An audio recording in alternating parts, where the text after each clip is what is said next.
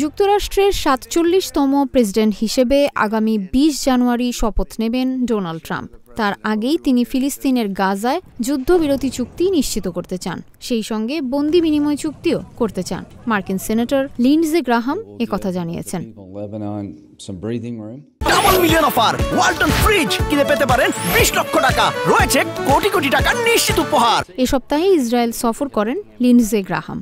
মার্কিন সংবাদ মাধ্যম এক্সিওসকে তিনি বলেন, হামাসের হাতে থাকা জিম্মিদের মুক্তির বিষয়ে ট্রাম্প আগের চেয়ে অনেক বেশি দৃঢ়প্রতিজ্ঞ। তিনি যুদ্ধবিরতিকে সমর্থন করেন, আর এতে জিম্মি মুক্তির জন্য একটি চুক্তি অন্তর্ভুক্ত থাকবে।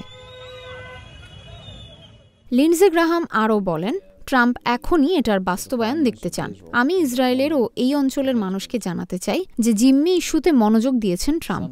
তিনি জিম্মি হত্যা বন্ধ করতে চান, যুদ্ধ বন্ধ চান। ইসরায়েল ও সৌদি আরবের দ্বিপক্ষীয় সম্পর্ক স্বাভাবিক করা এবং ইরানের বিরুদ্ধে আঞ্চলিক সামরিক জোটের মতো লক্ষ্যে মনোযোগ দেওয়ার আগে প্রথম পদক্ষেপ হিসেবে ট্রাম্প গাজায় যুদ্ধবিরতি দেখতে চান, এমনটাই মন্তব্য করেন সিনেটর গ্রাহাম। গত বছরের ৭ অক্টোবর ইসরায়েলি ভূখণ্ডে হামলা করে ফিলিস্তিনের সশস্ত্র সংগঠন হামাস। ওই দিনই গাজা উপত্যকায় পাল্টা হামলা চালায় ইসরায়েলি বাহিনী। সেই শুরু, সর্বাত্মক যুদ্ধ এখনও চলছে।